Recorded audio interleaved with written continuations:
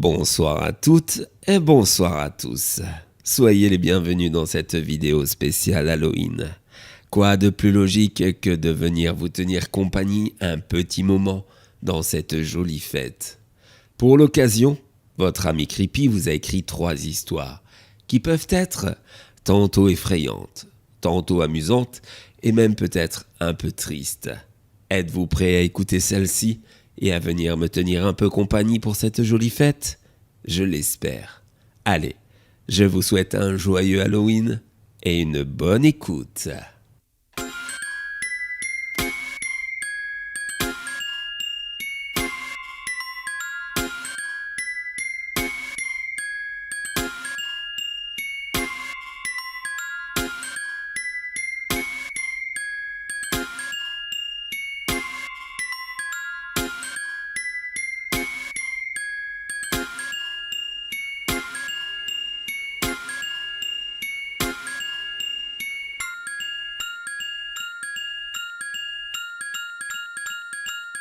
Halloween night.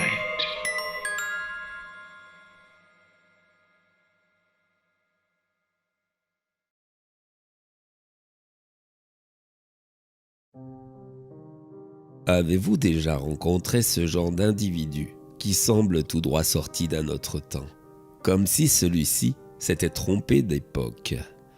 Monsieur Pengels en est un, avec sa moustache à la Tom Selleck, ses costumes tout droit sortis des années 70 et son odeur d'eau de Cologne bon marché.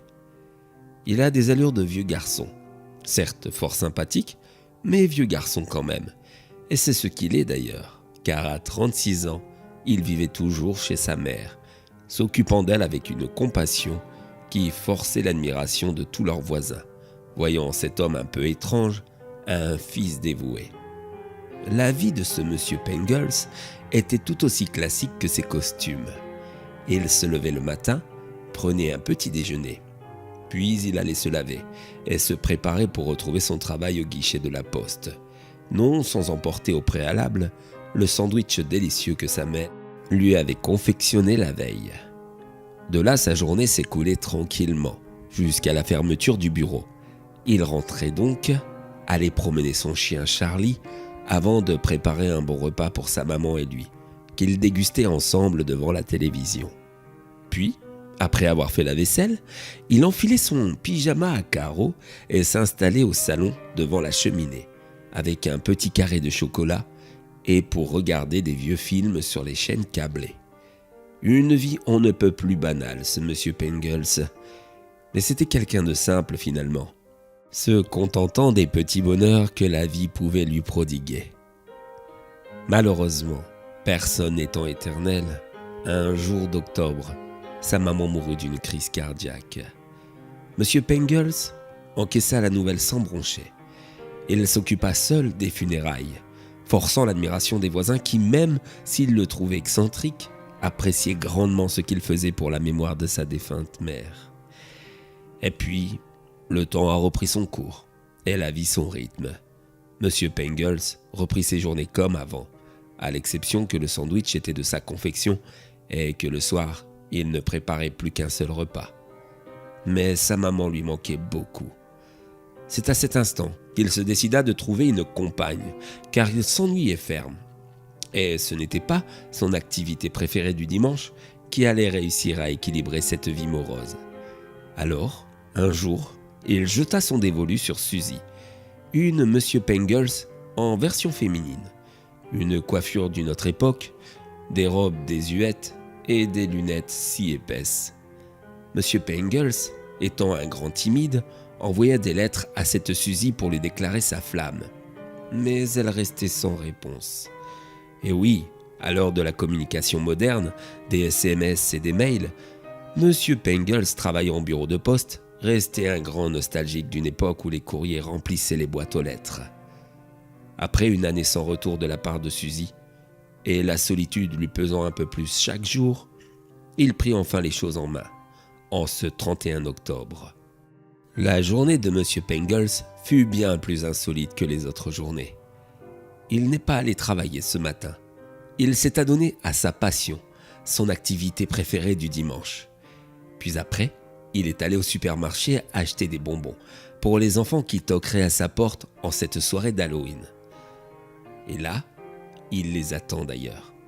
Mais il n'est pas seul. Ce matin, une silhouette féminine l'a rejoint derrière la fenêtre de la chambre de sa mère.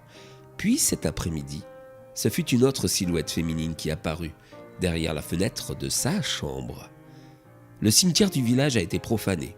Enfin, plus exactement, la tombe de Madame Pengels. Monsieur Pengels ne supportait plus la solitude. Heureusement, il est passionné de taxidermie. En ce soir d'Halloween, il voulait que la famille soit réunie. Et il se trouve là, à l'instant même devant la cheminée du salon, en compagnie de sa maman et de Suzy, empaillées toutes les deux. À ses pieds, son chien Charlie, empaillé lui aussi. Et il attend les enfants qui vont venir sonner à sa porte. C'est exactement ce qui lui manque pour compléter sa petite famille. Il sourit et il se dit qu'il adore Halloween.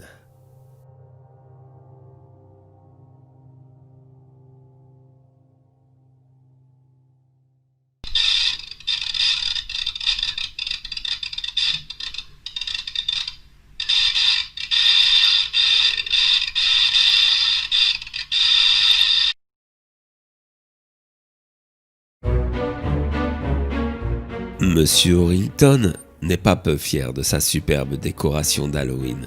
Chaque année, celle-ci remporte un franc succès, tant elle est impressionnante et travaillée. Chaque décor, chaque effet y est méticuleusement travaillé par son propriétaire, fan de cette fête depuis son enfance.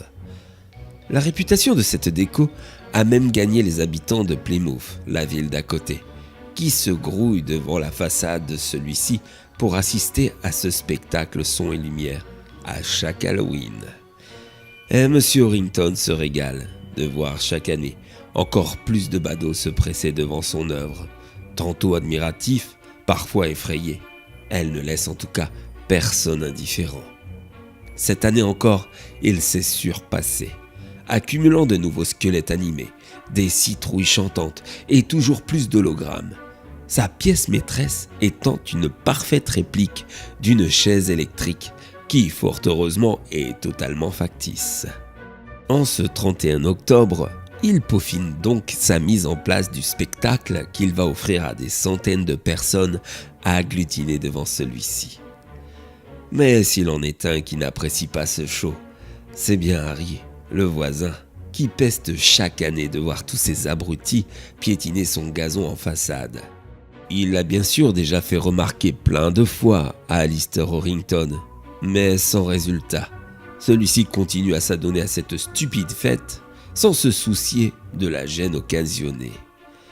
Mais aujourd'hui, plus que d'habitude, il scrute à travers sa fenêtre Alistair Orrington avec une haine incommensurable. Il est 18h quand il se rend chez son voisin. À peine lui a-t-il ouvert la porte qu'Harry se jette dessus, le frappant avec sa batte de baseball prise au préalable. « Home run !» crie-t-il en lui fracassant le crâne.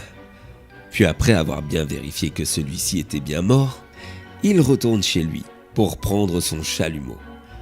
À son retour, il s'amuse à brûler des parties du corps de ce pauvre monsieur Orrington, l'odeur de chair brûlée envahissant toute la pièce. Après quoi, il le déshabille pour lui enfiler un costume loué au magasin de déguisement près de chez lui. Il est 19h et les gens se regroupent déjà en masse devant la maison d'Alistair Orrington. Harry, un sourire aux lèvres, s'adresse alors à sa femme. « Tu te souviens, chérie, quand hier, nous nous sommes disputés à cause du voisin et que tu m'as dit que lui au moins il était capable de faire de jolies choses, que sa décoration d'Halloween chaque année donnait vie à notre quartier et que moi je n'avais jamais rien fait pour celui-ci. Eh bien tu sais quoi ? Tu n'auras plus jamais l'occasion de dire ça. » Sa femme, inquiète du ton utilisé par son mari, s'approcha alors de la fenêtre et découvre avec horreur la dépouille brûlée partiellement de M. Orrington, assise sur la chaise électrique dans un costume de prisonnier. Tandis que dehors, On entend les gens émerveillés, laissant échapper un « Waouh! Le prisonnier brûlé sur la chaise électrique, il est vraiment trop bien fait. On dirait un vrai. Il est fort ce monsieur Orrington. »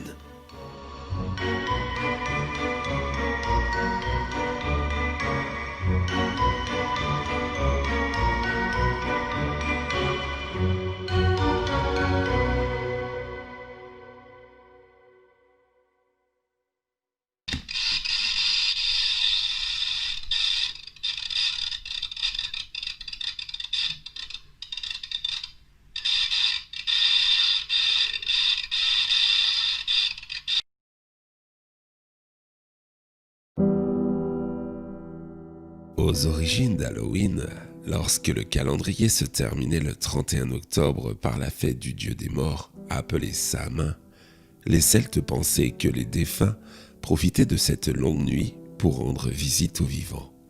Comme ceux-ci étaient effrayés à cette idée, ils portaient toutes sortes d'accoutrements terrifiants pour les dissuader de venir leur rendre une visite. De nos jours, les choses ont bien changé.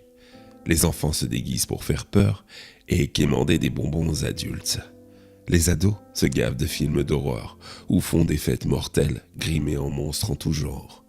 Halloween n'est plus qu'une vaste fête commerciale où les fabricants de sucreries se frottent les mains. Mais il subsiste une seule chose qui n'a pas changé. Les morts viennent toujours rendre visite aux vivants. C'est suite à cet article que j'ai lu dans un journal spécialisé dans le paranormal, le surnaturel, que j'ai commencé mes recherches.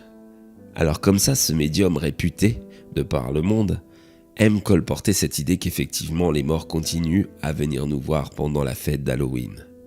C'est étrange, mais il avait l'air si sincère, pourvu qu'il ne se trompe pas.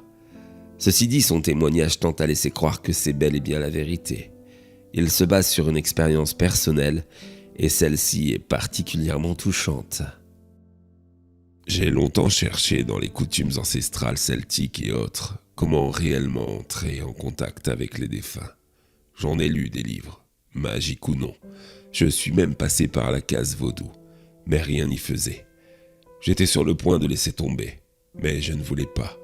Pour Cassie, notre fille décédée à l'âge de 4 ans, d'une malformation cardiaque.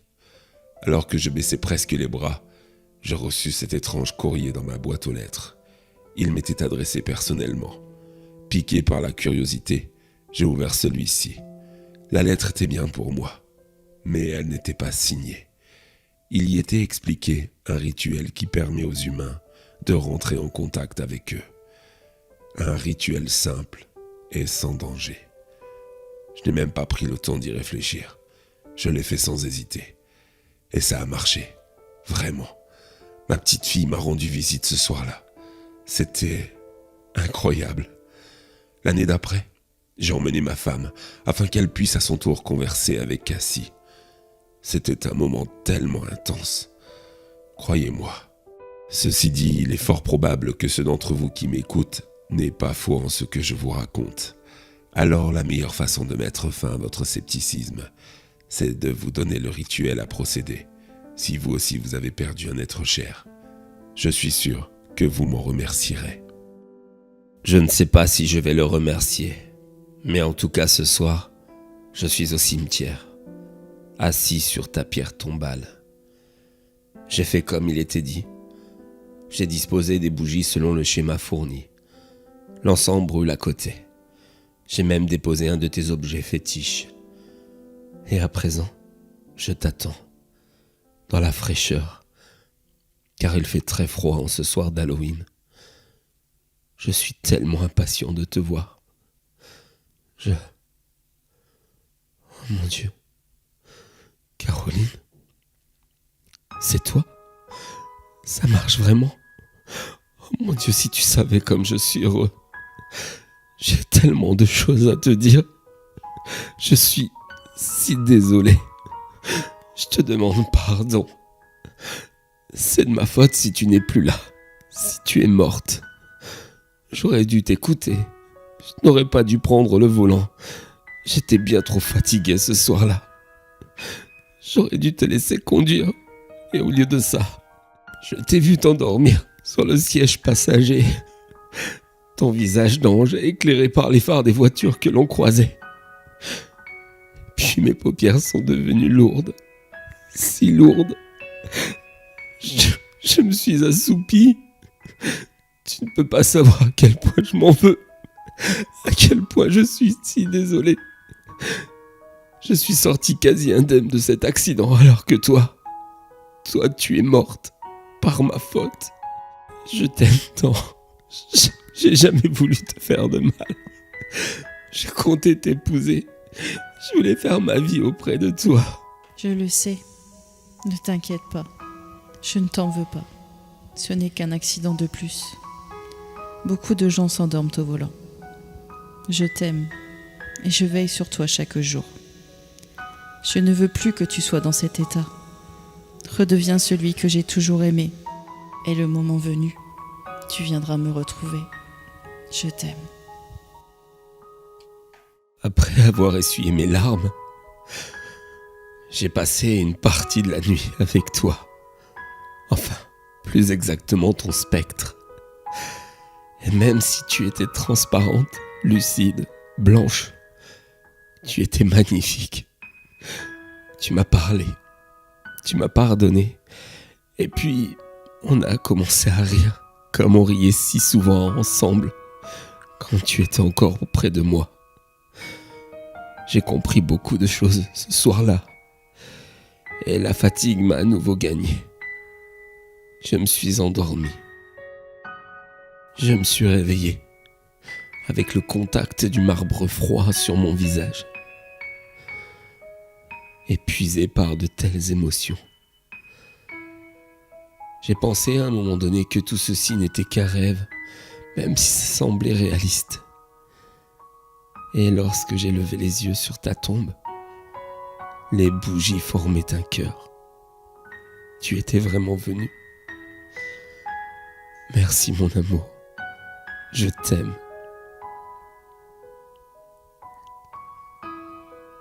J'ai écouté ce que tu m'as dit, ce soir-là. Depuis, je reprends goût à la vie. Je suis très occupé car je prépare quelque chose pour toi, mon amour. Quelque chose que je te montrerai l'année prochaine, à Halloween. Et puis, je sais à présent que tu es constamment près de moi, en moi, auprès de mon cœur pour toujours. Halloween est devenu ma fête préférée. Et il me tarde de te revoir. Les Celtes avaient bien raison. Les morts viennent toujours rendre visite aux vivants, le soir d'Halloween.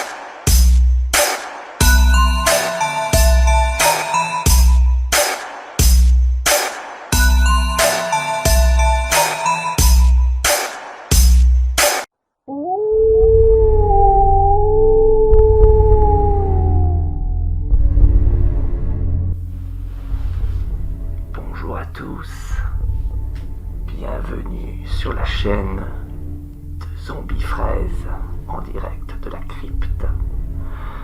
Halloween se profile, il est temps de vous raconter quelques petites histoires sinistres et terrifiantes. Je les ai glanées sur internet, alors vous les connaissez peut-être ou peut-être pas, mais elles sont vraiment effrayantes. D'ailleurs, si vous avez moins de 10 ans, je vous conseille de vous éloigner et de passer sur une vidéo beaucoup plus gentille. Je commence par la première. C'est l'histoire de Sally, une jeune fille de 15 ans. Aux environs de 18 heures, un jour, Madame Collins, une mère surbookée de 2 enfants, l'appela pour garder ceux-ci, la maison se trouvant en rase campagne. Sally part donc pour la maison des Collins. Madame Collins devait partir à un dîner important, ce qu'elle fit. Notre héroïne se retrouve donc seule, les enfants couchés. Elle fait ses devoirs, tout ce qu'il y a de plus normal. Lorsque le téléphone sonne, et une voix dit alors « Sors de la maison, les enfants sont morts !» Puis plus rien. De frayeur, Sally court jusqu'à la chambre des enfants et les voit endormis, paisibles. Elle pensa donc que c'était une blague de ses amis. Mais l'appel masqué rappela et prononça la même phrase. Elle raccrocha immédiatement. Cela recommença 6 fois en 45 minutes et la jeune fille appela donc l'opérateur pour leur demander de localiser l'appel. Il demande un dernier appel de ce numéro. Dans les 5 minutes qui suivirent, la voix rappela. Elle raccrocha. Quelques minutes plus tard, l'opérateur était au bout du fil. « Oui ? Allez vite chez un voisin, mademoiselle. Mais le premier voisin est à 2 kilomètres. Sortez de cette maison immédiatement. Madame Collins a 2 téléphones, celui qui est entre vos mains et l'autre à l'étage. Et l'appel vient du téléphone de l'étage. » Mais Sally n'écoutait plus. Elle n'entendait que les lents craquements des escaliers en bois. J'espère que vous tenez bon, je vais vous raconter la seconde immédiatement. Celle-ci, c'est la plus terrible. Farmersburg, Indiana, en 1987. Il s'agit donc d'une histoire vraie. Lisa est souvent seule dans sa grande maison isolée au cœur des champs de maïs. Ses parents rentrent tard tous les soirs et ont donc décidé de lui acheter un chien pour la rassurer. Une nuit, elle est réveillée par un bruit d'eau qui goutte. Elle se lève et va fermer le robinet de la salle de bain. En se recouchant, elle glisse sa main sous son lit et son chien la lui lèche. Cela la rassure. Le bruit continue et elle décide d'aller resserrer le robinet dans la salle de bain. Elle se recouche et glisse de nouveau sa main sous son lit et son chien la lèche de nouveau. Mais le bruit continue et Lisa n'arrive pas à dormir. Elle fait un dernier tour de la maison sans rien trouver et se recouche donc en glissant sa main sous le lit. Le chien la lèche de nouveau. Le bruit est toujours là et Lisa décide de localiser sa provenance. Le son vient de son placard. En l'ouvrant, elle découvre son chien égorgé, suspendu par les pattes arrière, se vidant lentement de son sang. Sur la porte du placard, un message écrit en lettres de sang. Les humains aussi peuvent lécher. Terrifiant, n'est-ce pas ? Je vais terminer par la dernière, c'est une histoire japonaise. Une famille déménage et leur fille jette une poupée en porcelaine qu'elle avait appelée Marie. Cette nuit-là, la jeune fille reçoit un appel. « Bonjour, c'est Marie. Je suis à la décharge maintenant. » La fille raccroche, mais le téléphone sonne à nouveau. « Bonjour, c'est Marie. Je suis à l'épicerie du coin maintenant. » Le téléphone sonne une 3e fois et une voix dit « Bonjour, c'est Marie. Je suis juste devant ta maison maintenant. » La jeune fille trouve le courage d'ouvrir la porte d'entrée, mais ne voit personne. Cela doit être une blague, se met-elle à penser. Mais le téléphone sonne à nouveau. « Bonjour, c'est Marie. Je suis juste derrière toi. » C'est tout pour aujourd'hui les amis. Nous vous souhaitons un excellent Halloween sur la chaîne Zombie Fraise, en espérant que vous ne mouriez pas trop de peur. Allez chercher vos bonbons et faites attention à ce qui se cache dans les recoins sombres des rues le soir d'Halloween. À bientôt.